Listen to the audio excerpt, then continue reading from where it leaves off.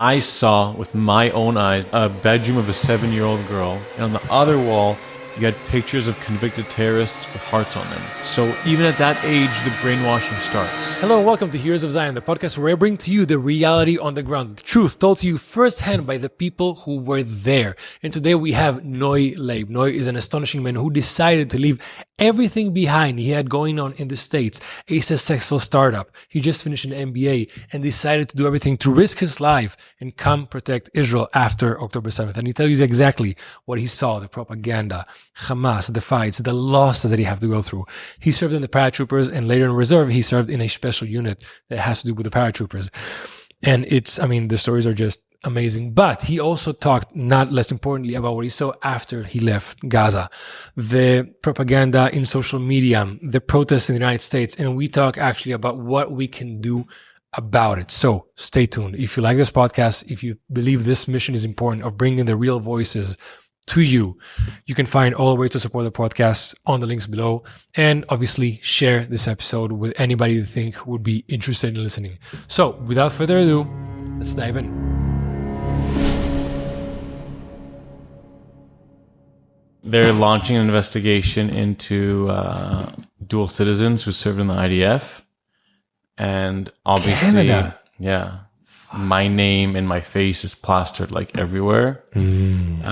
So I was supposed to go to a bachelor party last weekend. Yeah. I didn't. But that's unrealistically, because as of right now, Israel has not been convicted. It doesn't matter. It doesn't matter. So if they catch you, they go to jail. You go to... If Canada...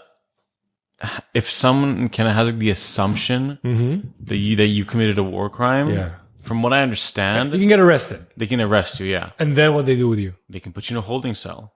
It's how like long? the ICC or the ICJ in The Hague. Like, you don't need specific evidence to be put in jail. You can be put in a holding cell for 10 years. For 10 years? Until they try without being convicted? Yeah, until they try you.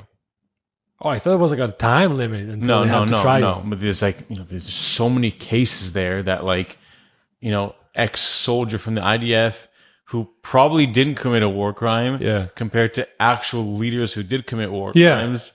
They're way ahead of you on the list. But if you get caught, like Zeo, you're in a holding cell. Oh, so they're complaining about matzar minalti? Yeah. And they're doing the same thing? Yeah. Okay. It's like good to know. It's like all you need is intent. Intent. And it's like... And can they prove your intent, or just the fact that you started the IDF? Any soldier who has a picture in Gaza probably is like... so I don't know, man. Like, it's hard. My best friend's wedding is in a month. Yeah. Did you finish your MBA? Because you were starting a startup. You were doing an MBA. Did you continue that? Well, I finished my MBA in 2022. Went to New York, launched a startup. A year later, October 7th. What was the startup about? It was a smart booking platform for bachelorette parties. Oh, wow. Yeah. Oh, wow. Okay, so that's like a whole different yeah, world. Very different. Than what you're doing right now. Very different. Okay. Yeah, we realized that in the US, bachelor parties and bachelorette parties and all those big group trips are actual trips. It's not like here when you get engaged, a girl goes to Yafo on a rooftop for like... Yeah, you get like hours. Yeah. Here they're spending money. The average price of a trip... Is that real? I mean, because we see that in movies and stuff. No, man. Everyone goes $15,000. So let's capitalize on this. The girls, they're planning what they're wearing 8 months in advance. No. They're choosing the themes. They're ordering all the decorations. And it's a balagan. Yeah. You have 12 girls. Each girl, one's vegan, one's kosher. One loves to drink, one hates to drink. One loves the beach, one hates the beach. So it's like, how do you... In the planner, all this pressure is put on her. You just put all the information over there and you guys take care of it. Yeah, exactly. Each woman would say what they want. Yeah. We would, analyze that. The technology, which was us, we would analyze everything. And, you could date out on a bachelorette party. Yeah, and create the perfect trip. Sometimes I would go and visit the bachelorette parties. No, I wasn't. I didn't do that. No, yeah, obviously. So what makes... How old were you on 2023? I was 33. What makes a 33-year-old that's going through your MBA, starting a platform for bachelorette parties to... I mean, we all know that in this time and age, getting opportunities and starting something is not a given. I mean, your life depends on these opportunities, and you stop everything to fly across the goddamn ocean, most likely to risk your life. What's the logic in this decision? Because, I mean, we had like a 300% draft. Right. Your team is probably full. Yeah. Was. We'll get to that later. What makes you take that theoretically not logic step? I mean, Hasbara has always been a part of my life. Mm-hmm. I started out at reservists on duty, now known as Diploact, where I would go once every 6 months and go to an Apartheid week and go and advocate for the Jewish people. Oh, you were doing that before the war? Yeah, from 2018. But it was not even a hobby. It was just whenever they needed me, once every 6 to 8 months, I would go. Okay. And I got my MBA, launched a startup, raised some money, was in like a pretty good position, had some people working with us. And then the startup. Yeah. And then, you saw October 7th. There wasn't even a question of if. I was on the first flight out from New York to Tel Aviv. And I just put everything on pause. It's like we saw what happened. Yeah. I mean, you and I know what we saw, but what goes through your head? What's the logical steps from I know what I saw, I'm flying out?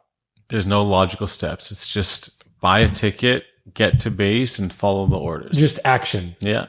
I mean, I've been in reserve duty since 2012. Yeah. Okay. Served since 2009 to 2012. 2012, 13, 14. Every year we're training for war. Mm-hmm. Every year, IDF soldiers go to reserve duty for about a month. We're training in the north. We're training in the south. We're on this border, on that border, but it's all in case there's a war, in case something happens. Yeah. And then something happened. Yeah. So let's use our skills and go and fight the war.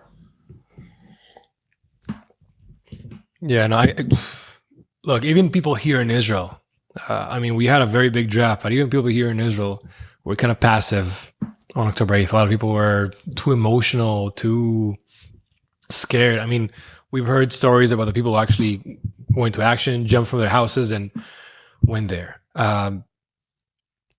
Did you have partners or anybody in your life right now, well, back then, that understood your decision or didn't understand your decision from stopping everything? Hey, we're doing this right now. You depend on me, but fuck everything. I'm just going to war.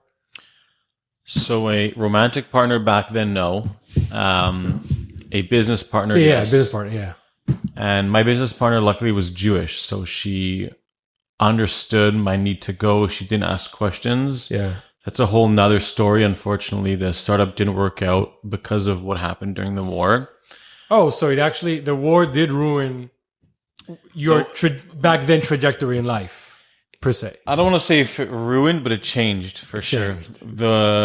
Because of the war, I'm not at the startup anymore. Yeah. For better or for worse. Okay. I'm very happy where I'm at. Is it still happening? Now. I don't know. Oh, okay. Yeah. All right. Yeah. It's my co-founder and I, we split ways, and it's with her right now. So wish her all the best. And now you're continuing your MBA? No, I finished my MBA. Oh, you finished it? I finished my MBA in 2022. Yeah. Yeah. Oh, okay. But yeah, I mean, look, I have like two brothers who also drafted the same day. So my parents, the same day? Yeah. Are they also in combat? My brothers are in combat, yeah. Can you say where they are? One is in Gazan and one is in another elite unit. You guys serve or fight together in Gaza? Or? No. They were mostly in Judea and Samaria, and I was in Gaza. I heard from one of the last interviews that, another October 7th was prevented in Samaria, in Jenin. Do you know if your brother was over there in northern part? I don't know where he was, but I know that people would always ask me, were you in Gaza? Were you in the north? Were you in Judea and Samaria? And I was like, yeah, I was in Gaza. I'm like, oh, it's good you weren't in Judea and Samaria. And people don't know how, because they think it's not a big deal. They think the big action was in Gaza. They think Judea and Samaria wasn't a big deal. People don't know how crazy it was. Like my brother would tell me things that he did, and the next day would be in the news. Like, it was crazy over there. Yeah. Like what? Just as crazy. Like things that prevent terrorist attacks, eliminate certain terrorists and go to certain areas where this is supposed to happen or that was supposed to happen. Yeah. Samaria has Shem, has Jenin, has like the biggest, let's call it HQs of Palestinian terrorism in all of Israel. Yeah. You have Gaza, you had Gaza, and then you have Judea and Samaria, which is like, let's say, the more legal part of the terrorism HQ in Shechem, Jenin, and these kind of places. And people have we the civilians were afraid that the Palestinians here in Israel would join, right? And they did join. We just didn't hear about it because security forces, IDF, prevented it. Yeah, but it doesn't get enough attention. Doesn't have attention or respect. Not enough respect at all. If your brother wants to come over and talk, I would be happy to talk to him. So, obviously, you were in Gaza. You were one of the first reservist units to actually go to Gaza and fight, not just guard or spend time there. So, other than the fighting, how you saw the reality on the ground, you saw Gaza before it was right now leveled. So you had some kind of a glimpse into the day-to-day life. How is a day-to-day life in Gaza different than New York, than Tel Aviv? I mean, other than the obvious architectural, cultural differences, how is a person in Gaza's life different than ours before the war, per se? I mean, look, I wasn't there during a non-war time, but from what I know and from what I've heard and from what I've seen, well, why don't we start on October 6th? You had about 30,000 Palestinians crossing over into Israel, working in Israel for what they would call a better life. Mm-hmm. A lot of them prefer to work in Israel because of a lot of different things, when you compare Israel to Gaza. So that's one thing.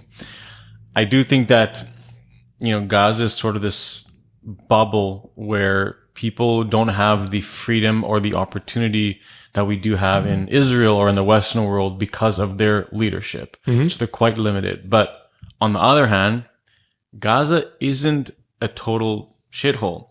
I mean, you'd go to some areas where you would see villas that I've never seen villas like those in my life. Like my friend told me he was in certain areas in Jabalia and all those places where the houses were huge. Mm-hmm. You saw wealth there. Yeah. You saw everything there. This is in Gaza. This is in Lebanon. This is in different places. So I think that, like in many places, the rich get richer and the poor stay poor. Yeah. But it wasn't like, their life was horrible in terms of the day to day. Yeah. From what we heard up until October 6th, says Gaza is one of the most densest places in the world, yada, yada, yada. Then we found out that wasn't exactly the truth. Then we found out that they had the most hospitals per capita in the world. And there's a lot of things. You said before that you can't really specify the places you were into, the cities and neighborhoods. But is it really that you find these kind of different things, if it's military or propaganda, in most places, or is it just an exaggeration? I mean, we would only go into houses where there was some sort of intelligence that this belonged to a Hamas member or that it belonged to someone who could give us intelligence. Yeah. And almost every house you went to, you would find some sort of Hamas propaganda, some Nazi propaganda. Yeah, but you're walking around the neighborhood. You say you don't go into each building. So no. Once every, how many buildings did you actually go to, or your unit went to find these things? At the beginning, we moved pretty quickly. Mm-hmm. The whole idea was, let's move quickly and capture as much territory as possible. Oh, okay. I wasn't counting how many houses we went to, but the house that we did go into, you would find it there. You'd find either propaganda, you'd find intelligence, or you'd find weapons. What kind of propaganda? Like anything from, huge Hamas flags, huge Hamas posters, certificates of achievement that said, thank you to the Hamas. I found a biology book. I was destroyed on social media for this. My friend found a biology book that the first page was, this biology book is dedicated to the martyrs of, whatever it may be. Long live Allah, inshallah, something like that. Why were you destroyed for that? What's that? Why were you destroyed for that? So my friend ripped that page out and folded and put in his pocket. And a few minutes later, he was like, guys, look what I found. He showed it to us. Yeah. And I was like, oh my God, we have to make a video about this. Yeah. So I took the same book, I put the page back in, but the page had creases in it. So you said you faked it. And I'm not an influencer, I'm not a creator. I'm just look at me. This is what I found. Yeah. I'm filming with a digital camera. And I didn't even think about the fact that people would think, I was just showing them what I found. Yeah. I didn't think to show them that, hey, I actually ripped this out. Look at the way that it was ripped out, and oh my God, people were like, you're a liar. What's her name? Gigi Hadid's sister, Alana Hadid, made a video about me. Look at this. Oh, really? Yeah, look at this IDF soldier lying. I was destroyed. And I didn't care because I'm like, this is what I found. This is what I know. But looking back, like first of all, it's really impressive that you actually got to the hadith. I was like, thank you. It's good exposure. I mean, it's good exposure. But you didn't tag me, so no. So yeah, biology books. I've heard a lot of these children's books, school books. Were you in any way, shape, or form exposed to these kind of things? I saw a lot of propaganda that's not just thank you for your service on Hamas. Yeah, I saw a lot of children's books. The one that I saw didn't have the one Arab kills the one Jew, how many Jews are left. Yeah. I personally didn't find that, but I have friends who found that. What do you describe it? What do you say? Just saying literally math problems with, Palestinians killing Israelis. Yeah. You had different, children's books that show that Israelis are bad and Palestinians are good. Yeah. Very clear. I don't want to say I wish I found them, but I wish I was in the area where they were. So I could show the world because of the platform that I had. But it's known. I mean, you can look online and you can easily find it. And military-wise, you said weapons. I've heard of booby traps. Can you expand on that a little bit? On weapons or booby traps, or both? Because most people just look at the media and they see civilians suffering, women, children, and houses ruined. They have no idea about the reality of booby trapping in neighborhoods, of weapons found. So you've been there, you've seen, you had to deal with it actually. So if you can expand on so Hamas does this thing where they thought they were smarter than us. So like outside certain houses, they would spray paint different signals and different symbols, and one symbol would mean booby trap. One symbol would mean weapon. One symbol would be someone lives here. All these different symbols, which we quickly understood, we quickly deciphered, but we didn't know exactly because they were always switching them. In houses, we did find weapons, everything from an old gun that was from 1940s to grenades and to vests and to big missiles that were supposed to be used against the Israeli people, the Israeli civilians, or the army. We also would find intelligence, so maps, which is also considered... Wait, weapons belonging to the IDF? No, weapons belonging to Hamas. Oh, okay. We would find it in their houses. Sometimes, you would find... Hamas steals a lot of stuff from the IDF in different attacks. Sometimes you would find intelligence, maps are like a weapon. Like one of our units. You found maps? Not me personally, but someone in our unit your unit found a map that was basically a map of all the terror tunnels in that area, which is huge for us. Yeah. We right away gave it to the intelligence because that's what you do when you find something. Did you find any piers or any tunnels? All the time. All the time? Yeah. Like at the beginning, we would go into a house and they would say, start breaking the floor, look for a tunnel. And look, I've never been to war before. Yeah. Okay. When you take a hammer and start breaking someone's floor, even though you know that it's a terrorist house, even though you know that, you might find a tunnel, it's kind of awkward. Imagine breaking this floor looking for a tunnel. Yeah. And sometimes you don't find it and you look and you look and you look and you're breaking this floor and this floor and you're like, what am I doing? Is this right? Yeah. And then you find the entrance of the tunnel and you realize that yes, it is right. It is right to go and break their house because there's a terror tunnel where maybe a hostage was in, or there are terrorists that are there. Yeah, and you break the floor. Yeah, you have a mission. Yeah, they have certain uses for these tunnels, and that's one of the crazy things. Also, you see a lot of pictures and videos of IDF soldiers in houses in Gaza, and obviously on the other side they're portrayed as, oh look, they're occupying this house. Yeah, you have to stay in houses and mosques, and why do you stay there and not outside, for example? I mean, well, just one more thing: a lot of the tunnels that we would find, eventually we unfortunately learned that they would be booby trapped. So at the beginning, you were like, okay, here's a tunnel, let's try and understand what's going on. After we unfortunately learned through deaths of our people, we would find a tunnel and we would back up right away. We would call a different unit to come and deal with it because Hamas wants you to go into the tunnel and get shot or get blown up before. Yeah, well, what stories? What happened? Can you expand on that? Yeah. So, I mean, I would say the hardest event we had, it was a Friday afternoon and you have a Shabbat feeling. Even though you're in Gaza, but about 4 or 5 p.m., you know how it is where things kind of calm down. It's deep in your DNA. Exactly. Yeah. So I was actually off duty, and we had a bit of free time. So not to go crazy, we were playing cards, and all of a sudden we hear that there's like an aran, So an event with several multiple casualty event. And when we train for this type of event, what we do is it's a big mess, because that means everybody shouting and everybody. Yeah. It means that, third or half of your team got hit, one person's leg, one person's arm. And when you go and deal with them, give them the first aid or like in training, they're not really like allowing you to put in an IV. They're purposely making it hard for you. So under real conditions, you'll be able to deal with the pressure and the shooting and the noise and the screaming. Yeah. In training, sometimes they give you just like a little piece of paper, or they just do something with a touche, or they just tell you. I mean, they try to over dramatize the scene. Right. Yeah. So right away, when we hear that there's this aran, there's this event with several casualties, we run over. It's about 50 meters from us. And it's really quiet.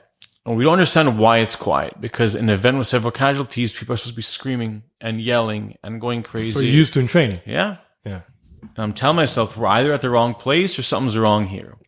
And the reason it was so quiet was because everyone who was at this mosque was either dead or unconscious. Oh, it was in a mosque? Yeah, right outside of a mosque, yeah. Everybody was there unconscious. Basically, what had happened is that 10 soldiers went into a place where Hamas was thought to be. Hamas was looking at them through cameras remotely. And once they saw a few of them go through, they split up the 10 split up into 2, 4 and 6 people. 4 people went into a building. Hamas saw them on the camera. And there's a thing in Gaza, like when you see a camera, you rip it down because you don't want Hamas looking at you. But it was too late. Hamas remotely detonated the bomb and right away killed 4 of our people. And the 6 on the outside, because the explosion, they were all unconscious. Yeah. So we get to this place and, the stretchers start coming out, and there's another threat. Like when there's a bomb and people are getting killed or injured, there's always where's the next bomb coming from? Yeah. Where are we going to be shot at? Yeah. It's not just explosion. Right. Explosion could be like the first shot of the a initial bigger one event. Yeah. to try to pull you in, so you run over, and then they'll do another one. It's what just happened now in the soldiers. Yeah. Super sad. So at the beginning, and this is at the beginning of the war, so we hadn't learned all these lessons. Thank God, most of us are still alive, but we ran over and the stretchers start coming out, and like one guy's legs are blown off, and one guy's arm is blown off, and one guy's face is so screwed up that you don't know who he is, and one guy's entire body is covered because he's one of the dead people, and it's just like it was really. That's something that you were there that you saw. Yeah, well, you had to deal with that. Yeah, I mean our whole company had to deal with that because we were one of the closest forces there. Yeah, and that was for me the kind of the first smack in the face of like, you're actually at war. Yeah, how does that change how you treat the war itself? Because, like you said, this is your first war. Until there, you're training, you're doing miluim and everything. And then for the first time, you actually see that in front of you. I'm guessing people you know. Yeah, people luckily they weren't from my specific company, so I wasn't super close to them, but of course you know them. One of the guys was Noy Leyb, which his dad is the right now the U.S. ambassador to Israel. So like these are people that are known in the unit. Did that change your perspective of the war later, or how you function, or how you? It kind of like woke me up a little bit, because honestly, when you're walking in, it's kind of like, it feels like a movie or a video game. You're walking with your gun, you're looking for terrorists. It doesn't seem real. Even when we crossed into Gaza, you make that mind switch of like, the only thing I'm thinking about right now is eliminating Hamas and bringing back the hostages. But it still feels like a game. Like, it doesn't feel real. And this kind of made it a bit more real. And every event that we had that was kind of a close call, or that someone in the neighboring unit had died, or that someone in a unit that you worked with had died sort of in front of your eyes, it kind of made things more real. Now, I'm not 18 or 19. When you're an active duty soldier, you have less to lose. Yeah. You're trained to be sort of like this machine of, I'm going to fight for my country. I just finished high school and this is all I know. I don't really have, experience in life. most people don't have wives, so it's like gonna go full on, and just destroy. But when you get to my age in my unit, 33, you have people who have girlfriends, wives, kids. The war is much more slower, and it's much more thoughtful. You don't just go into a house and start looking for terrorists. You really think before every step. You take much more precaution to take care of yourself. 100%. You have much more to lose. Right. And events like these make you take that extra step, because literally 4 people were alive an hour ago, and now in front of you, they're dead. Did you actually had to deal with? Did you clash with terrorists? I mean, first, you're now telling me that what I'm hearing a lot from Gaza is that they have basically the place all filled with cameras, filled with booby traps. You just said they booby trapped a mosque. Yeah. Which, I mean, the question is, why would you guys go to a mosque? Well, because there's military use for that. But did you actually had to clash with terrorists? Yeah, so I think that a lot of people think that, war is kind of like the movies where you're going super close to a terrorist and you're fighting each other. And for the most part, it's not like that. The ideal situation is that, number one, the Air Force, if there's a certain terrorist, let's say a house in front of you, the first thing is the Air Force will bomb that house, try and kill a terrorist that way. Yeah. Minimal casualties to our side. Exactly. Yeah. The next level is, in case the Air Force didn't kill them, you have the tanks. So they go and then they shoot. And then only then do the ground forces come in. Yeah. I don't want to deal with any live living terrorists. Yeah. I want to deal with the dead ones. So for the most part, it was like that. There were a few situations where, from a bit more of afar, we had clashes with terrorists, but we had no, close combat with terrorists where he was right in front of us. Shootouts, or just from afar, or covering. I think that the active duty units, those are the ones who are in the most dangerous places. The younger ones. Yeah, the 18, 19, because they've been in the army for the past 2 years, and they put them, unfortunately, in the most dangerous places. But I have friends who are in reserve duty, and they dealt with terrorists almost every single day. Well, sadly, I think we're still dealing with our terrorists. They're drafting so many people still. Yeah, it's crazy. And the motivation has gone down. At the beginning, my specific unit was 130% overdraft. Yeah. Now we're at about 65 or 70%. Oh, now I mean, you're talking about our side. They're drafting, and we're not. Oh, you're talking about them. Yeah. They're still drafting a lot. I mean, they're nonstop. Look, you can bribe them with food. You can bribe them with water. One of the people that was here actually told me that one of the most popular ways of drafting is not just, poor people, they have nothing, let's offer them something. It's more, you're a part of this chamula, part of this clan, part of this neighborhood. Oh, you didn't do anything until now, you're coming over. No, we're sending you a video of us raping your wife. Now come over and fight, or come over and take care of these hostages, that kind of thing. But it's insane, the reality over there, because in the end, these are people who, you can say anything that you want about maybe their motivations, if they like or don't like Israel, but they were not involved in military combat until before, and now they are. But by the way, did you have to deal with anything that had to do with civilian life? Did you had to move civilians? Did you see any in the areas you were there, or was it all just already sterile? In the first ceasefire, I think it was in December or something like that. 2023? A lot of the IDF left Gaza. We were stationed to be kind of like the border of where the Gazans could move in. So we saw a lot of civilians. You saw Hamas. You could easily tell who was Hamas and who was not, because you had, women and children and all these, these like bigger guys, or these, people. And, we couldn't really do anything because they were embedded in the civilian population. But our job was to make sure that they don't cross a certain point. So I think the most we did was, shoot in the air to sort of scare them. But at that point, they didn't have the, I don't know what you want to call it, the guts or whatever, to come closer to us like they do today with all the humanitarian foundation mess that's going on. Yeah, from what you saw, is there a way, do you think, it can clear all the subject of Israel is just fighting civilians? Because most of the headlines we're seeing, especially when you go to New York Times, ABC, I'm not going to even talk about Al-Quds, Al Jazeera. Yeah.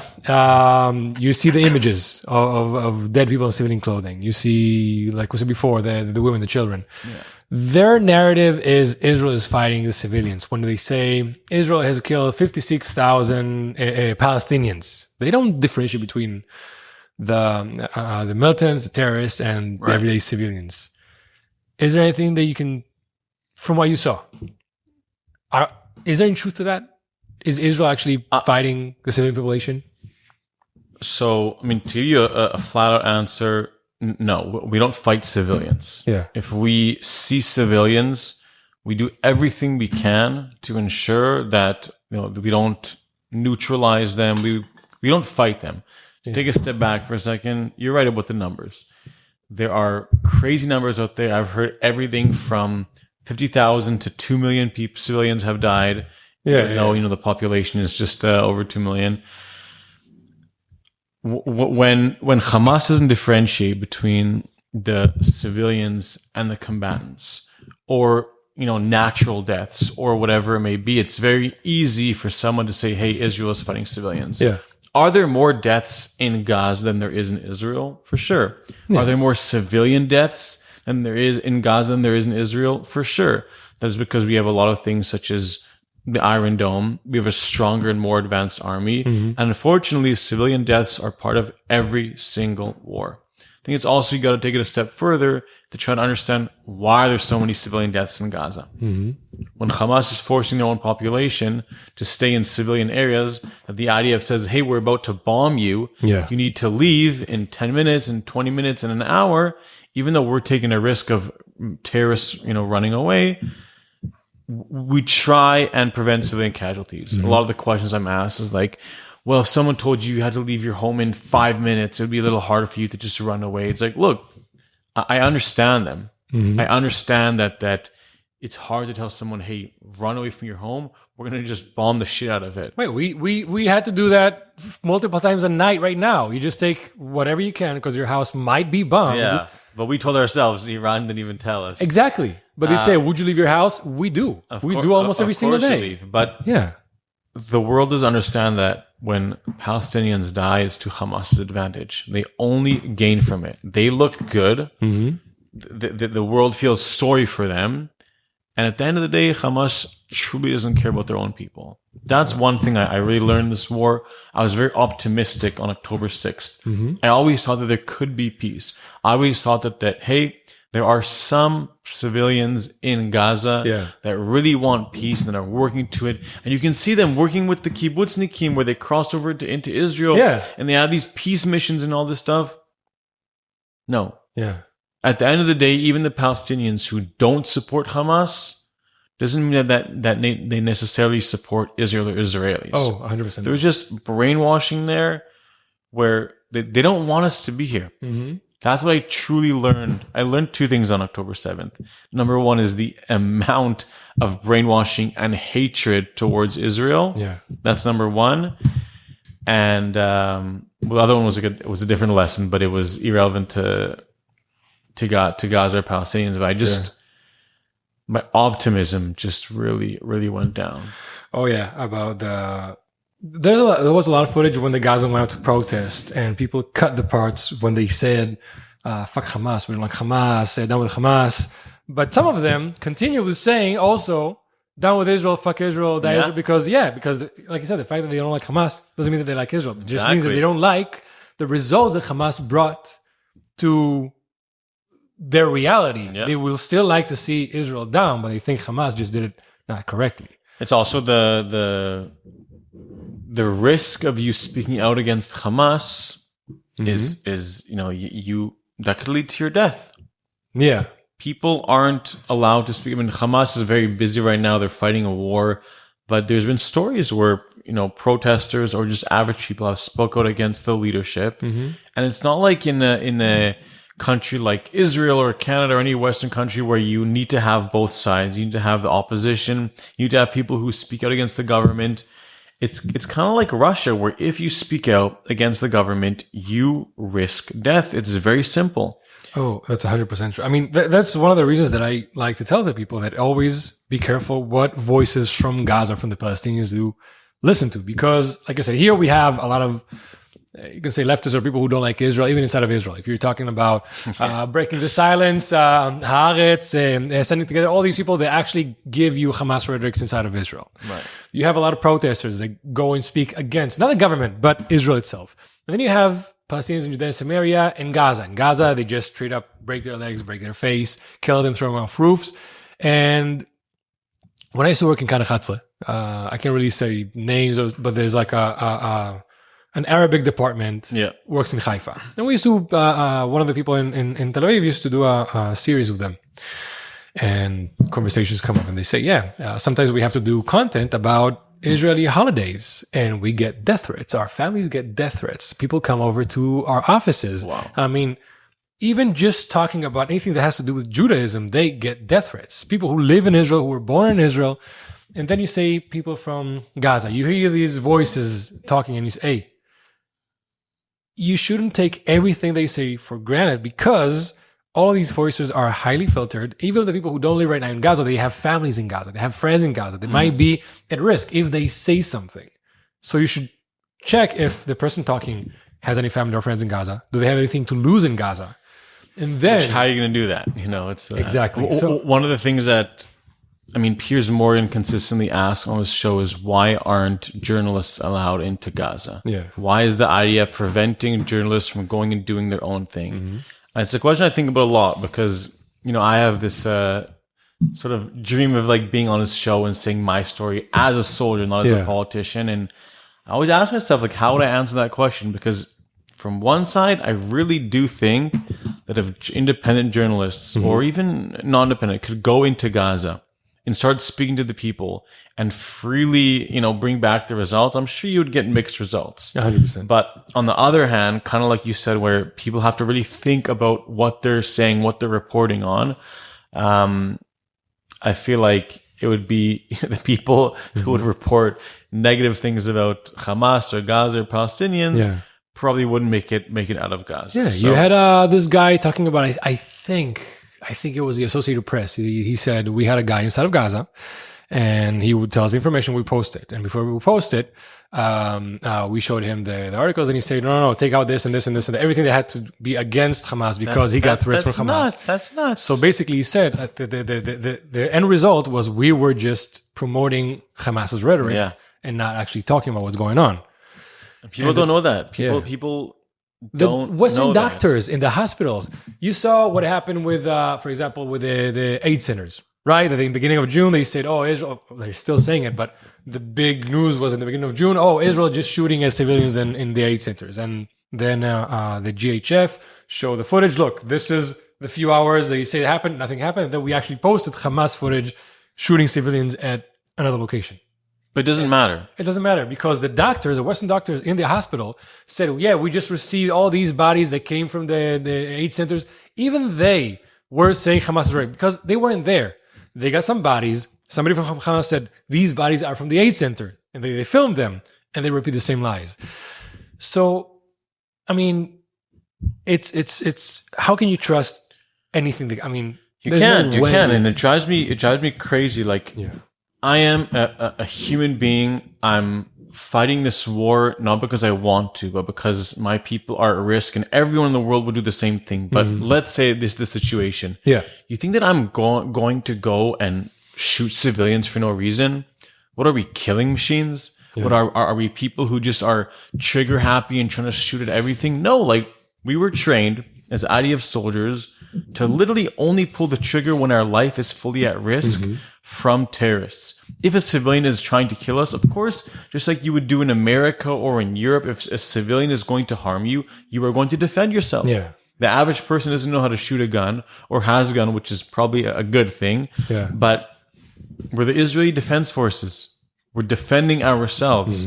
We don't just go and shoot random people for no reason. And when I have these conversations on Instagram or at protests, people look at me like I just go and shoot civilians for fun. And it drives me nuts. Like the world media has made us IDF soldiers into these IOF. Yeah. People who just want to kill. And it's like, we're human beings, you know?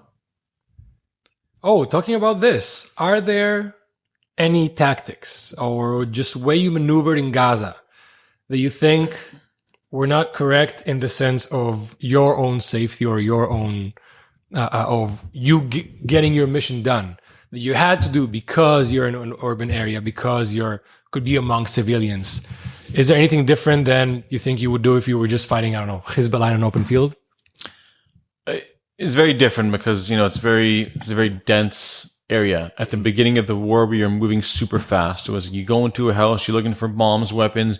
You don't know if there's a bomb. You're just, going super quickly, and you go from house to house to house because you want to capture as much, as much land as possible and move forward because you have to, you have a mission that you have to follow. I personally would like to move a lot slower. I mean, war in general, it is slow and it's very quiet. And no one speaks about the quiet and the slowness of war. It's all like in your head as if it's a movie. Yeah. But I think that if we could move slower at the beginning, like we would in an open field in Hezbollah or in Lebanon, because when you're in an open field, you're out in the open. Yeah. So you have to run and hide. You're going to run and hide. In Gaza, it was kind of like this mess that we just had to. In the areas you operated, it was already sterile from we made it sterile because we were the first ones to get into these certain areas. Oh, you were there before they were told to leave? No, you were there. They left. Yeah. On October 7th, they had a couple weeks to leave, and then we were there. The civilians left, the terrorists didn't. Yeah, that's what I mean. It was served from civilians, not from terrorists. Yeah. Okay, so you didn't actually have to deal with civilians in your... No. Every other week or every week, there was a civilian who would come out with their hands up and was like, hey, they were forced to stay there by Hamas to collect information. We sometimes found people who had walkie-talkies. Civilians. Oh, you actually had to deal with civilians that stayed in the war zones. Civilians, yeah, of course. Like what, for example? Okay, so one of the civilians just literally came out, like we were attacking a house. He came out with his hands up saying, hey, like I'm innocent, please don't shoot me. And it's like, what are you doing here? Oh, I forgot, I didn't know, like a bunch of bullshit. Yeah. Okay. Hamas, he forgot. Yeah, Hamas told him to stay there. He forgot this is war. Hamas told him to stay there and collect information. We had a few more of those. We had one incident where, for some reason, like Hamas was always one step ahead of us. They were like shooting at us from different places, and we didn't know what was going on. Eventually, we accidentally found these people in a building who were 3 men, 3 women. When we opened the door, the men, like cowards, were hiding behind the women. And they said, we have no weapons, we have no nothing. In the end, someone found a walkie-talkie, which basically made them a sort of scout for Hamas. So they would say, hey, Hamas, we see them. And they were on the top floor.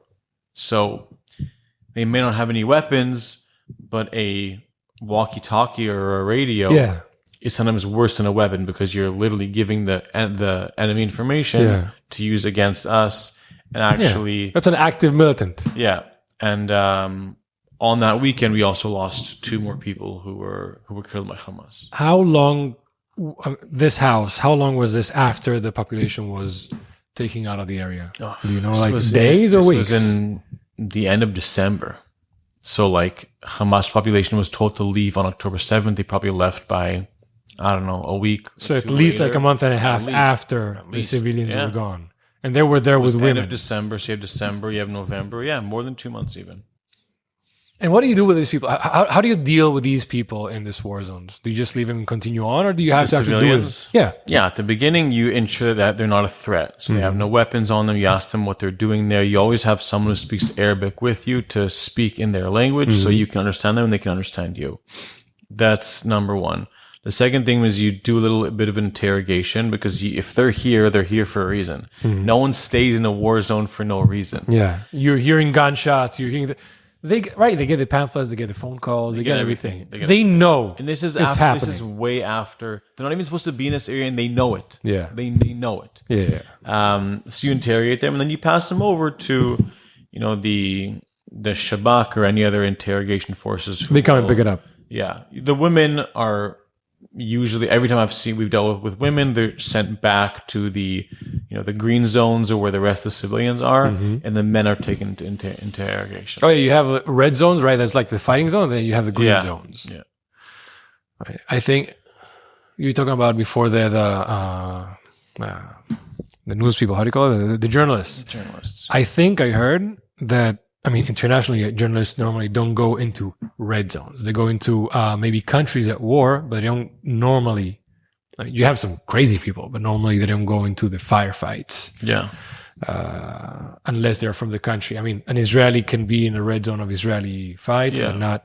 You can also have journalists who are embedded with the IDF, but I can see how, from an outside perspective, a journalist going to a red zone where only the IDF takes you can kind of look like, hey, what are you hiding? I get that. Yeah. In your personal opinion, if a journalist comes with the IDF and he gets injured, killed, or I mean, I don't think Hamas will actually take journalists as hostages. They're smarter than that. We like to talk about Hamas as these good. I mean, if something that can be said about the Gazans Hamas, they're smart people. Very smart. Yeah. If they're right now, I'm deviating, but right now I know that, for example, a lot of the intel shows that they have more cameras in Gaza than they had before, because right now it's easier to hide them amongst the rubble. Yeah. And they took cameras, like reverse cameras from cars, and connected it to remote. So now they have, I mean, they're ingenious. Right. You can say that about them. So I don't think they would actually take hostage a journalist unless he's Israeli or Jewish. But if one of them dies or gets injured, do you think it wouldn't be blamed on Israel? Do you think they would just let it pass and, well, this is the reality of war? At the end of the day, everything is blamed on Israel, as we know. And of course, if a journalist died in the hands of Hamas, or because of Hamas, as the result of Hamas, whatever way you want to call it, they wouldn't be blamed. There would be some sort of story that they would make up. They probably have ready on hand to show the world that this is because of the IDF. The IDF took the journalist to a dangerous area where they knew we were bombing. The IDF took the journalist and forced him to go outside. Like I am sure that the journalist would that his or her death would be blamed on the IDF, or an airstrike, or if the journalist actually made it to Hamas and died in their hands, it was because of the Israelis who shot at the journalist while they were with us. Obviously, we are blamed every single time. Yeah, we can't really trust what's going on inside.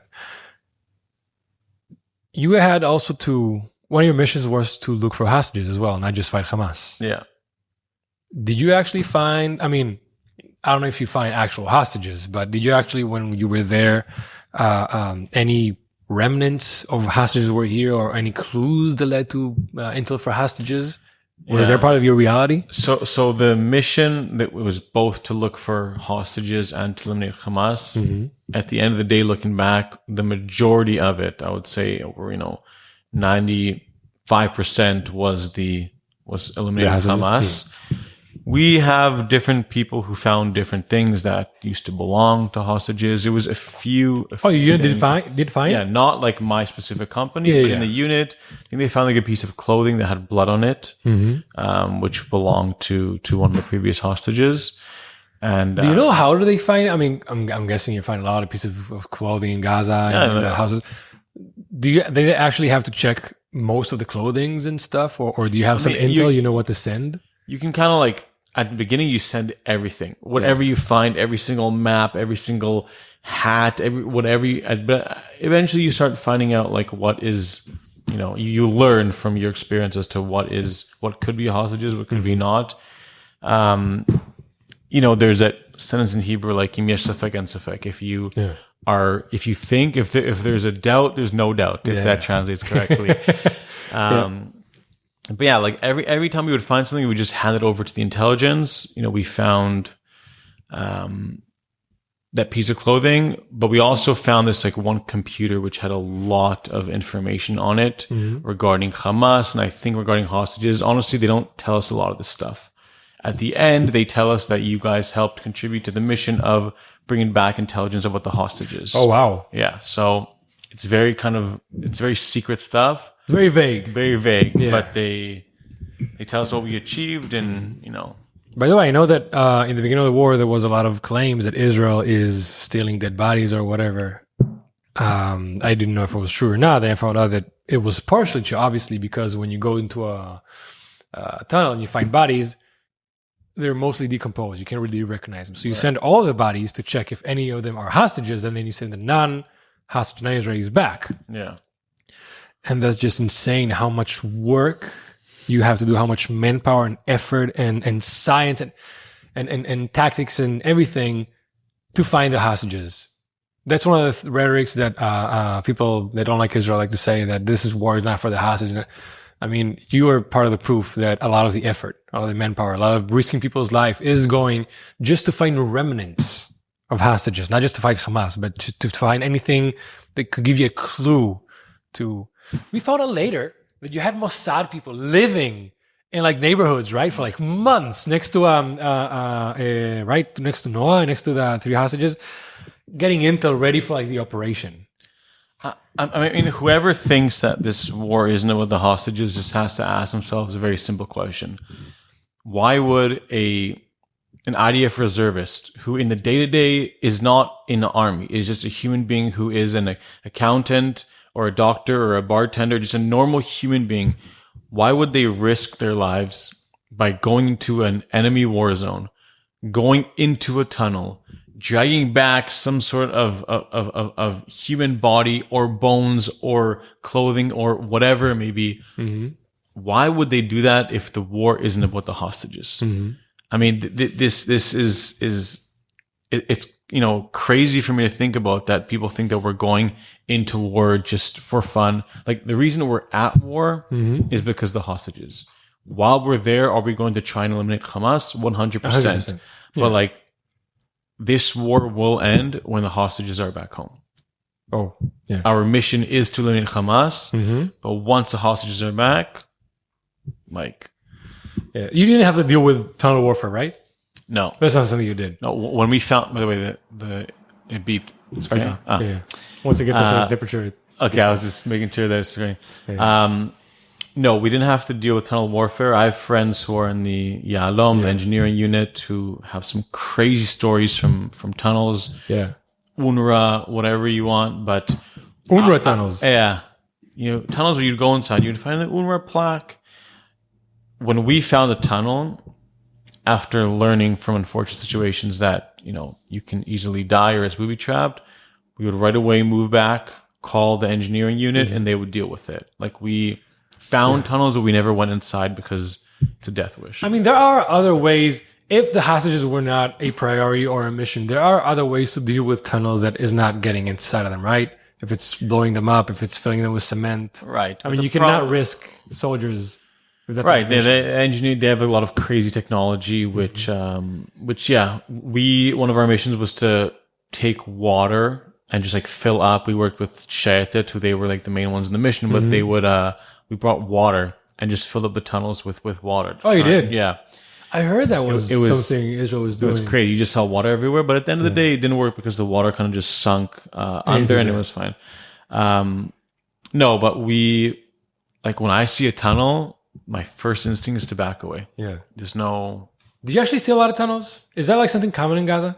It's not common, but if you look for them, you'll find them. Like, sometimes they're in front of your face, super obvious. Sometimes they're under rubble. Yeah. Sometimes they're under the house. And it's not surprising to find a tunnel. It's not surprising to find a tunnel. No, there's so many tunnels in Gaza. And that's not something they built after October 7th, expect you guys to arrive. They've been building it for past 20, 25 years. It's quite amazing. Like, you mentioned that they're genius. Like, they really are genius. Yeah. They are building a system that is very hard for us to fight against. It's underground. It's no technology can scan underground and realize which tunnel is where. And even if you do put gas or water or concrete or anything inside the tunnel, they have thousands of more tunnels, which is hard. And they developed a whole, well, there was already tunnel warfare, but they developed specifically for Gaza. I heard that one of the reasons it's easier to make tunnels in Gaza is because the ground is like sand, not like Lebanon, for example. So it's easier to dig. That's why they can send like 80-year-old kids to go dig and stuff. There's a documentary about, I think from the BBC, showing kids finishing school and going to dig. It's insane. People still don't understand the connection between children and Hamas. Yeah. And you also know that when they would like measure the concrete in whatever way when they would test the concrete, you would see that it was concrete that was donated by different countries for buildings, for schools. There's like a certain percentage of concrete versus non-concrete in like the composition of the tunnels where you could prove that this concrete was sent by these countries for schools. I never thought that you can get into that much detail about concrete. I mean, 100%. it makes sense now. Yeah. But I always thought like you found like a bag that says UN and stuff. But we found that too. But no, that's you can insane. test the concrete and you can realize that like this concrete wasn't made in Gaza. It was sent from abroad. Yeah, just like you can test any concrete, any dirt and stuff and see where it's from. You can test concrete is from. And the bags that you mentioned, I can't tell you how many storages of aid we found with a ton of food. Wheat flour that literally said for the refugees in Gaza and Palestine, not for resale from Turkey. We found oil. We found coffee. Yeah. We found spreads. We found tuna, just literally locked up in storages. Hamas owned storages that is meant for the people, but is not given to the civilians. How do you know it's Hamas storages and not people storages in red zones? Because first of all, it's intelligence that was given to us. And second of all, like, what person has, 50 things of oil in their house in a random storage that says, this is aid sent? Oh, it wasn't like in aid centers or it was somebody's it was house. in someone's house. It was in a storage, and it wasn't like a store or anything. It was clearly, you have things that says not for resale for the Palestinian refugees. Who is storing all this at their house? Is this an aid center? No, this is someone's house that Hamas... That is insane. So there was also something commonly that you found commonly? We found it pretty often, yeah. That's insane. Not everywhere because they would store so much aid in one, but it was like... Yeah, they would spread it. So they would spread it around houses. Yeah, it was... If you were a Hamas member and you had a house and you wanted to store it there, then you would store it there. Mm-hmm.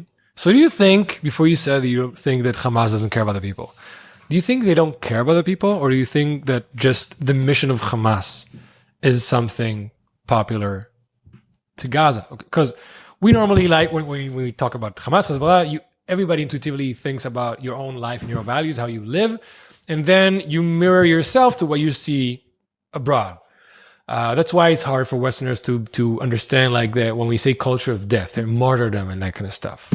So do you think Hamas actually doesn't care about the civilians, or do you think the civilians support what Hamas is doing when they store these things, when they build tunnels in their houses, when they're drafting people? Do you think that you can actually differentiate, like, this is the line between Hamas and the people, or do you think there's a lot of gray area? I think that Hamas doesn't care if their people die, especially if it's for their mission. Mm-hmm. That's like one distinction that we have to make. At the end of the day, if you grow up in Gaza and all you know is Hamas is good and Israel is bad, then you're going to that's how you're going to live. You're not going to live in any other way. Mm-hmm.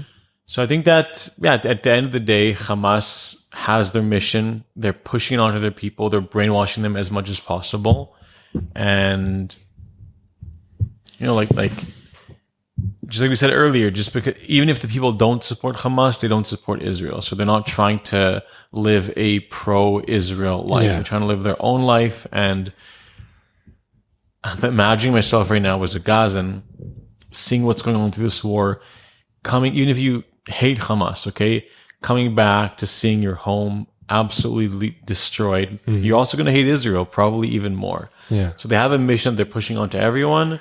And if you don't automatically fall in love with it as a Palestinian, then you're going to eventually, because what other choice do you have? Yeah, you think? Because, I mean, I know this is a far stretch, but we saw something similar in German culture, or even more in Japanese culture before World War II. I mean, if you remember the feudal Japanese before the World War II, these guys used to drive the planes whenever they're out of ammo. They would crash and kill themselves for the empire, for Japan. I mean, Japanese are very like this, and they managed to change the education culture. So maybe if we right now have a ceasefire and we get out of Gaza and Hamas tells a story of look what they've done to you, but yeah, obviously the same kids are going to hate Israel more. Mm-hmm. But if we tell them, look, this is a result of Hamas ruling over you for 16 years, there's a better way, just like what they did with the Marshall Plan with Japan and Germany, maybe the people can grow up to, I don't know, do anime or a beer fest. And I don't know. I think that you think it's too far gone? That is too far gone, because who are you as a Zionist person to tell me to look at what my leadership did? Like, who's going to tell them this is what happened is a result of Hamas? Like, who are you to tell me? Yeah, well, obviously, probably not us, but if you have somebody like Saudi Arabia, I think like the UAE, a third party, which is a Middle Eastern country and obviously not a Western country, to go in and try and educate, there will be more productive results than if we go in. I think that there's a few things that have to happen for that to work. Number one, the hostages have to come home.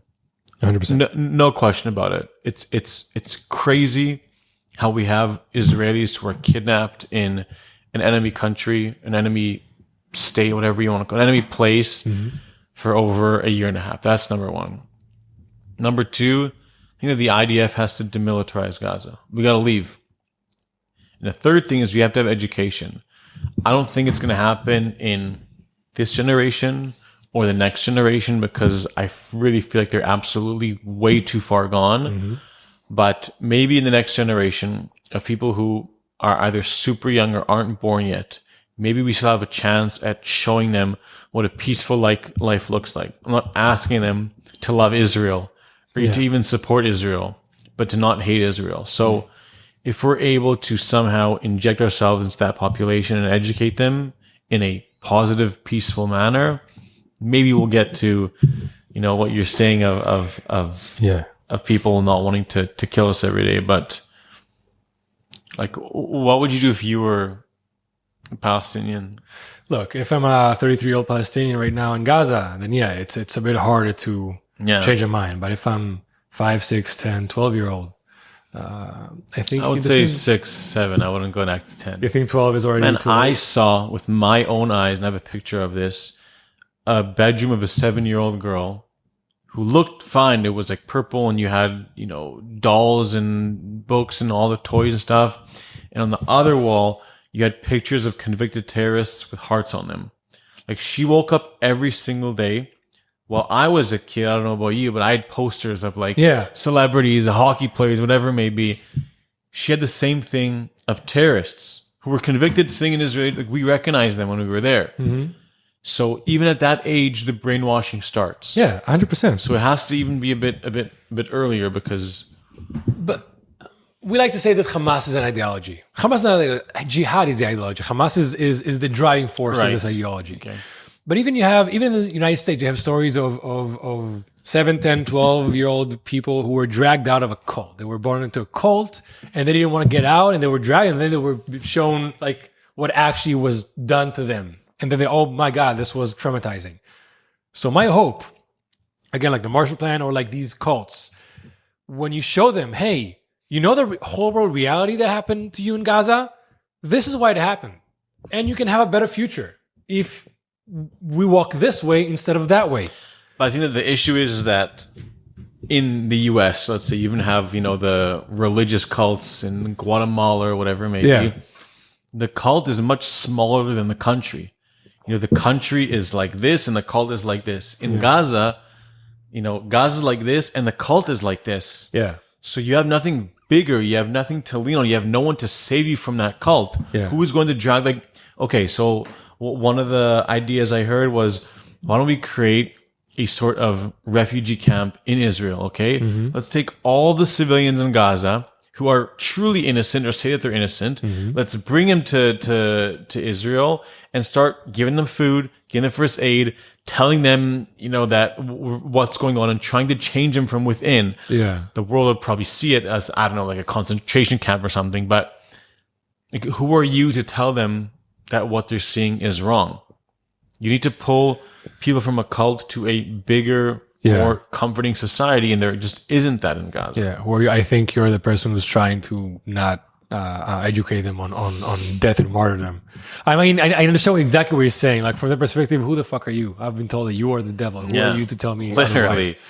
It's like someone in Gaza telling us, hey, like, you're fighting for a Zionist entity and what you're doing is absolutely wrong. Like, what? Who the fuck are you to tell me that? It's like someone telling me that this shirt is black. Like, you can tell me this for the next 2 years, I'll never believe you. Yeah, you're right. Yeah, no, I'm far from knowing anything about education or these kind of plans, but like you're saying, whatever's going on, that cannot keep going on. So do you see, I mean, you talked about a longer term solution. Do you see like a short term solution, at least for in military purposes, conflict or just trying to leave without running to the shelter every 2 days? I think hostages have to come home. For us to even start thinking about going somewhere, the hostages have to come home. We want to destroy Hamas, whether Hamas is an ideology or jihad is an ideology and Hamas is the one pushing it. Yeah. I feel like even if we're able to neutralize and eradicate the entirety of the leadership and not let anyone rise up again, a new type of Hamas will come. Look at the past, look at the history. Like, this has been like that the entire time. But I do feel like education in one way or another is the only way to peace. We're not going to educate them. If there's another group outside that can go, and look, no one wants a Palestinian problem. No one. The Arabs don't want it, especially. The Jews don't want it. Like, no one wants to deal with them because they're just, it's poisonous for the most part. They come into society and they just, like, they want to destroy us. They don't want us to be here. So it's a very hard problem. But in terms of peace, I think that for some peace and quiet, hostages come home. We get our soldiers out of Gaza. We make the border, much tougher to break through. We really have security all along there to, God forbid, to prevent another October 7th style attack. We want to get rid of Hamas, but that's like them telling us we want to get rid of Israel, or we want to get rid of the government. It's never going to happen. Who are you to tell us you want to get rid of your government?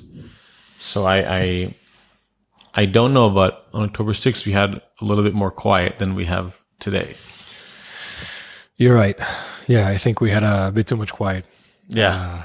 And I think noise from within, but not from the outside. Exactly.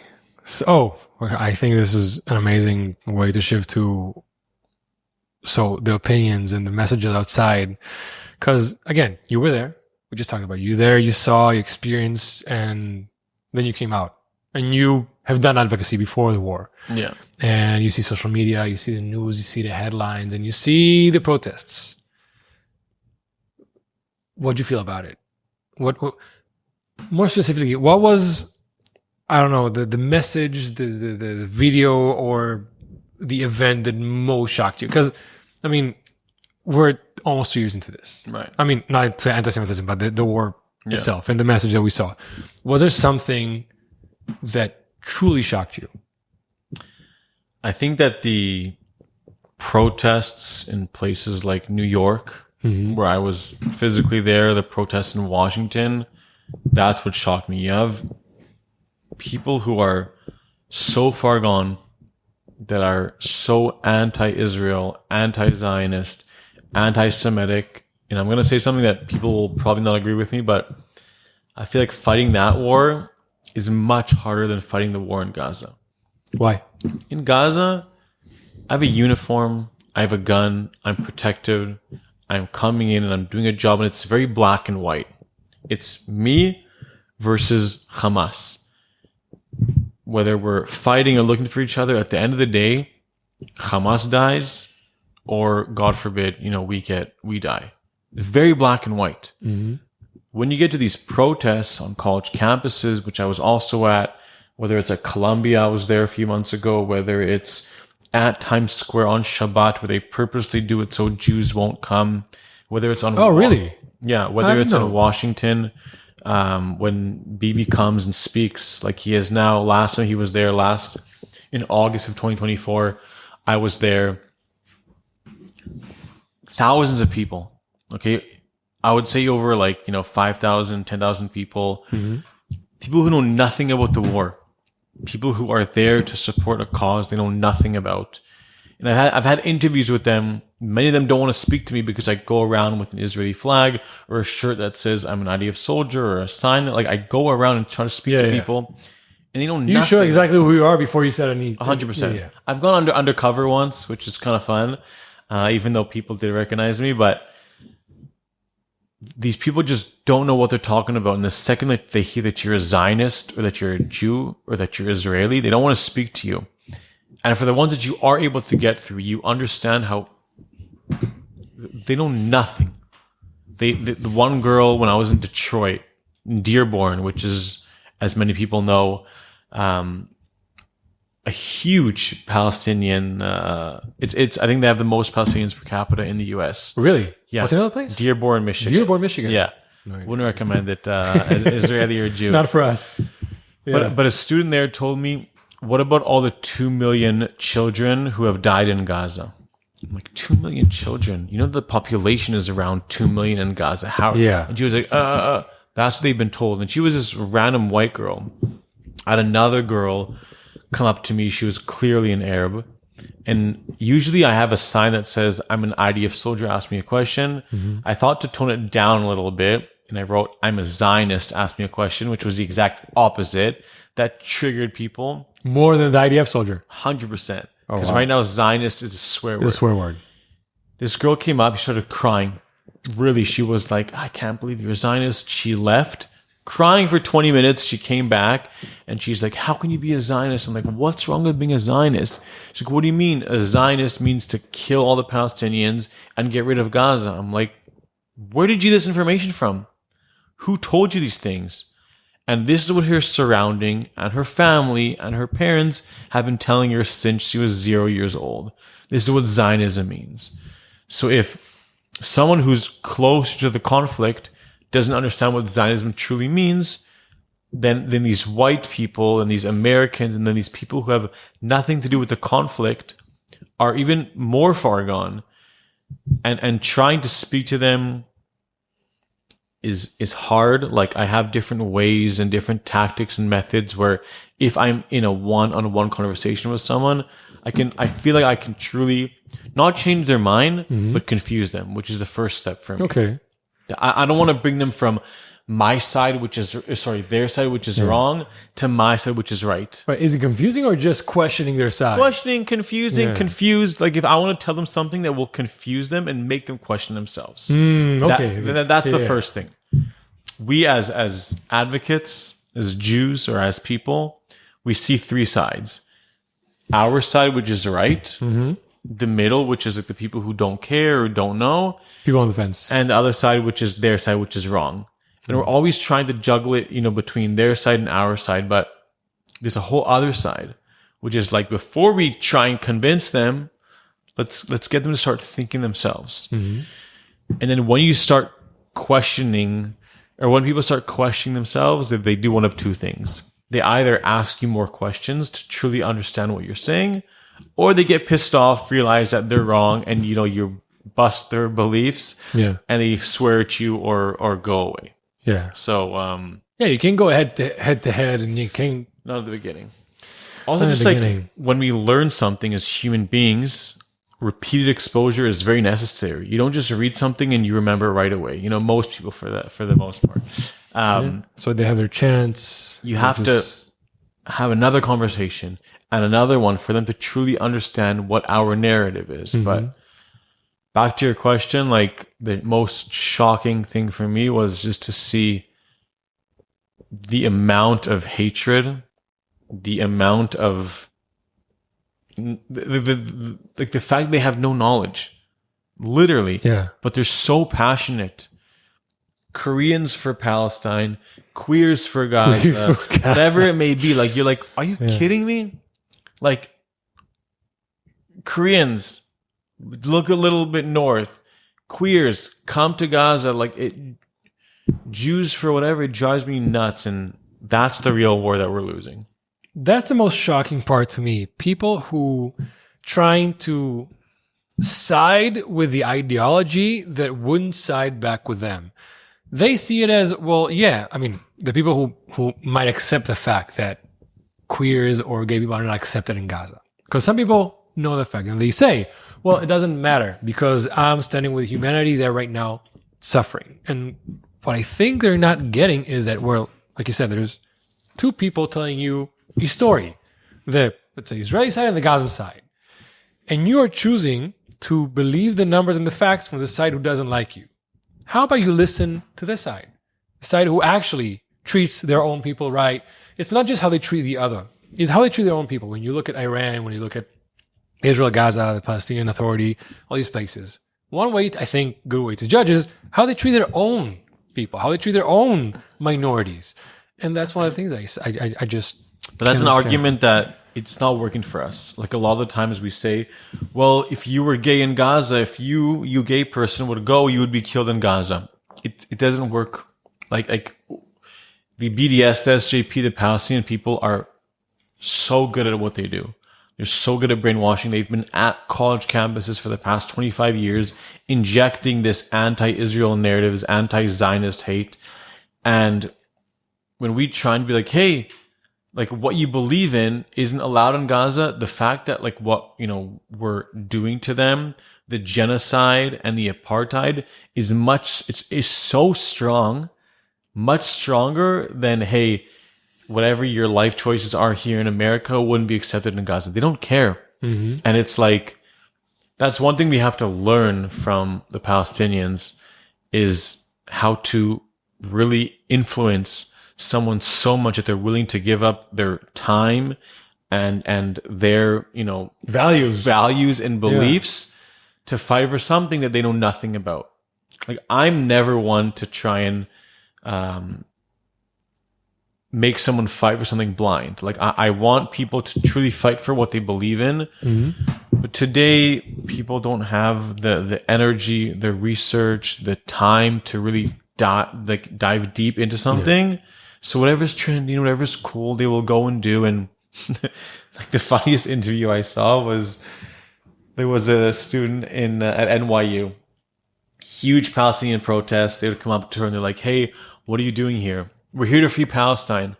Okay, like, what does that mean? And she's like, she looks at her friend and she's like, wait, what are we doing here? What does free Palestine mean? Yeah. And her friend's like, actually, I don't know what we're doing here. And she's like, well, we're here to free Palestine. And she's like, but what does that mean? I don't know. And she admitted it. And it's just like, wow. But at the end of the day, took time out of her day to go to a certain place physically to chant and be part of a movement that she hasn't. Right. But at the end of the day, she is there. She is on the Palestinian side, which means she is not on the Israeli side. And it's like, in America, it's not like you can be pro-Palestinian and pro-Israeli. If pro-Palestinian means you want quiet, peace and quiet here in this part of the region, then screw it, I'm pro-Palestinian too. But like, people don't want that. And the number of times that I've heard, I'm not speaking to you because you're a Zionist, it's like, how are we supposed to get anywhere? Yeah, so what should we do? I mean, we're saying the things that we shouldn't do, things that we're doing wrong. So what are we supposed to do? You know what? Not just people like you and I who are actively advocating. You have millions of people here in Israel, Israelis, Jews, Zionists abroad. Apparently what we're doing is not working. Like you're saying, we're not getting to the other side. So from your experience in advocating, we said what not to do. So what would you say to people to do differently? First of all, before you even start advocating, you have to go inside and you got to be proud. You got to be proud of being a Jew. You got to be proud of supporting the state of Israel. Even if you don't agree with everything that Israel as a state does, which sometimes I have, my negative views about what was done in the Knesset, or I don't agree with everything that Israel does. But at the end of the day, we have one country. And if shit hits the fan in America or in Europe, as a Jew, you know exactly where you're going to go. So that's number one. Truly be proud of being a Jew and being part of the state of Israel. The next thing to do is to be educated. If we want to educate the world and get the truth out, we have to do work on ourselves. The majority of Jews in the world, including myself, have to do more research, have to know a little bit of history. You go to the average Jew, I can guarantee you that most of them don't know what the San Remo Conference is, or the Balfour Declaration, or things that happened that led to the creation of the State of Israel. Yeah. Zionism, Herzl. Like, you need to have a basic level of knowledge, because we know our truth. And we know that with a few points, we can truly get people to start questioning their own logic who are anti-Israel. 100%. And the third thing we have to do is to be comfortable with being uncomfortable. Not wanting to not talk about the war or Israel because we don't want it to ruin our relationship. Like, if you can't speak to your friend or someone who's close to you or your colleague about what you feel, but the Palestinians can literally go to any place in the world and shout and scream that there's an issue here. If someone has a watermelon on their username in their Slack channel, you should be putting a Star of David. You shouldn't be scared to do it because you might get fired or you might not, there might be tension. And we have to have these conversations. It's very simple. The Palestinians are shoving their narrative in every single place they can. Right now, there was the thing in Spain with the riding with the bulls. The Palestinians were there. Yeah. You go to marathons, Palestinians are there. And I'm not saying, go as crazy as them and force it on them. Yeah. But we have to get our story out there. If you see something, say something. If you have a non-Jewish friend who knows nothing about the war, talk to them. Tell them exactly what's going on. Yeah. Before the Palestinian who is in the middle of the street starts handing out flyers about the genocide in Gaza. Yeah, you're right. We shouldn't be offensive in our way of advocating. But what you're saying is right. You shouldn't take a step back to try and be silent, to try and blend in because your friend might say something because you might not get a job because your friend, whatever. You're 100%. At least stand your ground. Right. Don't hold back. I'm an extremist. Every time I'm in an Uber anywhere in the US, I will somehow speak of the war. People who ride with me are so sick of it, but I want to hear that Uber driver's opinion. I want to tell them what I think. Yeah. And a lot of the times they are against me or with me. But at the end of the day, they hear what I'm going through. They hear that I'm an IDF soldier who is fighting for our people, who does want peace at the end of the day.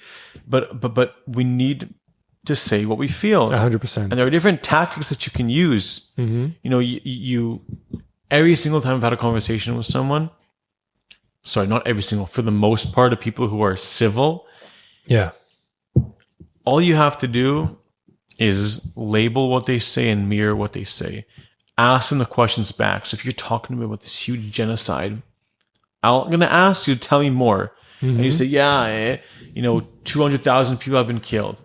Tell me more. And I'm going to try and understand what is the root of your argument. Where is your information from? Yeah. And because I know my truth, I know that I will push you into a corner where you don't know what to say anymore. Yeah. And that's my chance to start educating because your opinion is not based on actual truth. Yeah.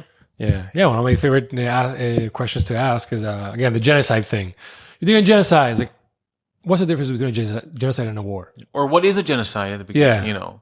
But it's the root of, like you're saying, because you're not here to brainwash them per se, but you're here to tell them, hey, you're basing everything on something that's not based in reality. So now that you know what the reality is, now make your opinion. I don't care if after you know the reality, you have an opinion that's against the Israeli government.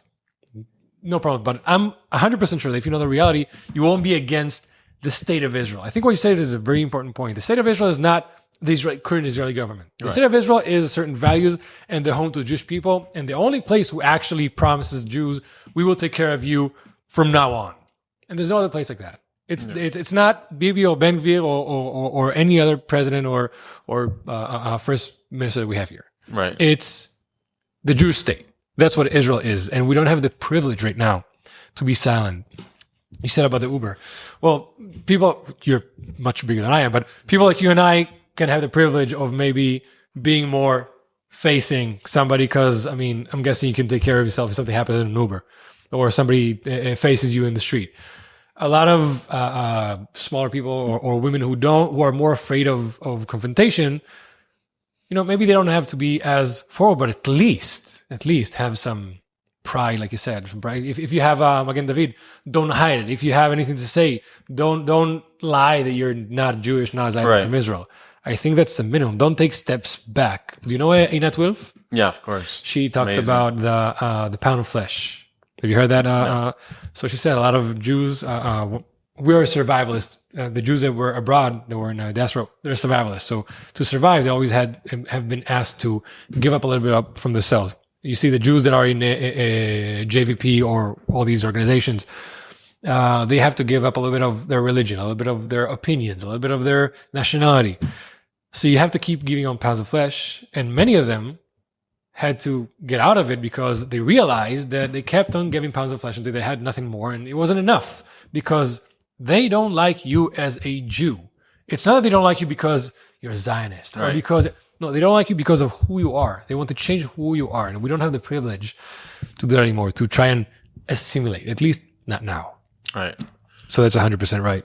I always say, like, safety first. You know, if you're in the subway and you feel like someone's looking at your Star of David and you're a woman and there's this big guy and he's going to attack you, then obviously, no, you safety first. But bigger battles. I feel like, especially in the Arab world, you know, power is respected. Like if you stand your ground and you show that I'm proud of being a Jew, you might get yelled at, you might get spit on, but people will respect that at the end of the day. Yeah. There's no reason to hide. I mean, we're not in Germany, we're not in Poland where we have to hide our identity. Mm-hmm. This is who we are. Yeah. And that's one thing I do like about New York.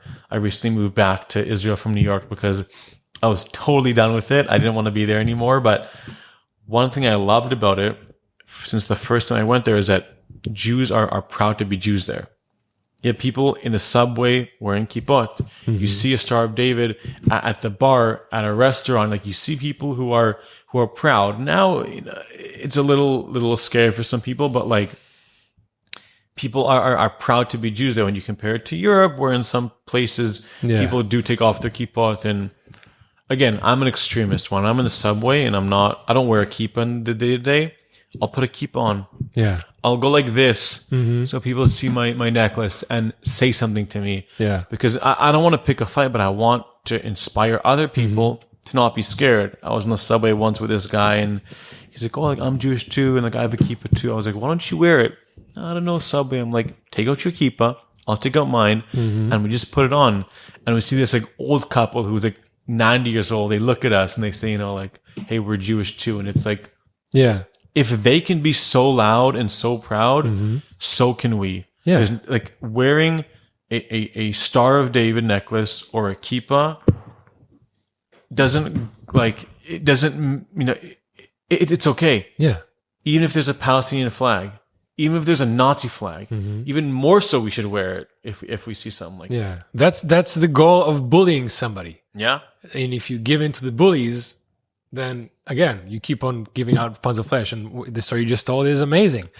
You inspired somebody, you both did something, and then another person saw it.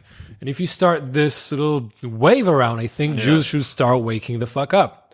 I know nothing about internal politics in New York, but do you think Mamdani can actually start a snowball? Because you said you saw the protests and everything, but up until now, it was specific groups. If now it comes from above, do you think that actually has 4-year, not long term, but like a 4-year effect on the city of New York? So I don't think he's going to get elected, to be honest with you. Okay. Like in the later on in the year, but there's still a danger that he is not the danger. The danger is that he is getting closer to being elected. So maybe someone like him won't be elected this round, but in 4 years or in 8 years, we're getting closer to that type of person being elected. I think that there are enough. He's opening the stage to this kind of ideology. He's showing that it's possible. And with the younger generation, with all the liberals, we are getting closer to there. And New York has the biggest population of Jews outside of Israel. You've seen the clips that he's in. When the victim from the Boulder terror attack died, the 96-year-old, 96, I think, year old woman, he didn't even mention that it was like an anti-Semitic attack. He just said that this woman passed away and it was horrible. Like, he's showing us his true colors. So I think that... He talked about having the third intifada. Yeah. Yeah. Like, open your eyes. How are there Jews from Mamdani? Are you out of your fucking mind? There are Jews from Mamdani? There are Jews voting for him, of course. That's insane. That's really insane. That's actually shooting yourself in the foot. Jews for Zoran or whatever it's called. Zoran Mamdani. Right. Yeah. I he sounds too much like the Zan. Yeah. Don't take that away from us. No. Fuck no. At least that. Yeah. So, look, I mean, I was exposed to his videos in TikTok. I mean, I can see why people like him. He's very charismatic and lovable. Listen, he's young and like he's if you don't look into him, he sounds great. Yeah, and he's new and he says some good things that the average person would like, but it's like, you know what? I mean, up until before the Second World War, Europe was a big hub for Jews. You know what was the New York of Europe until the 30s? Where? Warsaw. And I mean, for decades, for centuries, Jews were really big there. It was the New York for Jews in Europe, and in higher places, and education, and arts, and culture, everything. And Poland became the #1 place where most Jews were killed in the Second World War. Yeah. So, like we said, the only place who actually makes sure that for the long term you will be safe is Israel. We might fuck up sometimes with taking eyes off the border, like on October 7th, but it's the only place that actually, it will care for you long term. Yeah, I think that people they have their New York, Miami life. They have things there that they don't have here, whether it's the big houses, the big salaries, whether it's the wealth and the job and the opportunities, which is great. And it's important because Jews have always been an important part of society wherever they have been. But again, at the end of the day, when shit hits the fan, this is the only place for us to go. And it's crazy to say that because as Christians, you don't say, oh, America is the only country for us. If stuff like, you have many countries in the world. Arabs, how many countries do they have? Like they can go 52. Yeah, yeah, crazy. like just like 22 surrounding Israel. And, 52 Arabs, 50 something is and like like Palestine. It's just wild for us. But thank God that we have this state. Amen. And to all the people who are continuously fighting against the state of Israel, for Palestine, for genocide, for apartheid, I really think that they should start looking into what they're saying. Like, one thing that surprises me, we're going back a bit, but no one speaks about the Palestinians in Jordan. Like, Jordan it's like over 50% Palestinian, and there's sort of like, even in Lebanon, okay? The people in Lebanon, like the Palestinians in Lebanon, that's a textbook apartheid state. Like, there are certain rules for people in Lebanon, for Palestinians in Lebanon, that other Lebanese don't have. The Palestinians in Jordan, like, they aren't treated like everyone else. So, it's like, look into what you're saying before you start. That's a basic fact that people outside of Israel can't really comprehend. I think what you brought up is a very important point. You have southern Lebanon, Jordan, and then in Israel you have, let's say, Judea and Samaria, Gaza, and then let's call it mainland Israel. Yeah. In mainland Israel, they're exactly like us in any way, shape, or form. Not even that. They have some atavot. How do you say that? Akalot.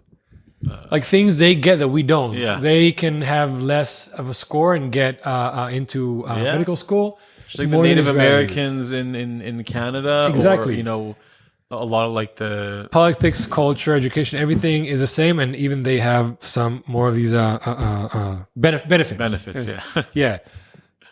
And then you go to places where Israel doesn't rule. When you go to Gaza, when you go to Jordan, when you go to Lebanon, and you see that there, it's actually textbook apartheid, like South Africa.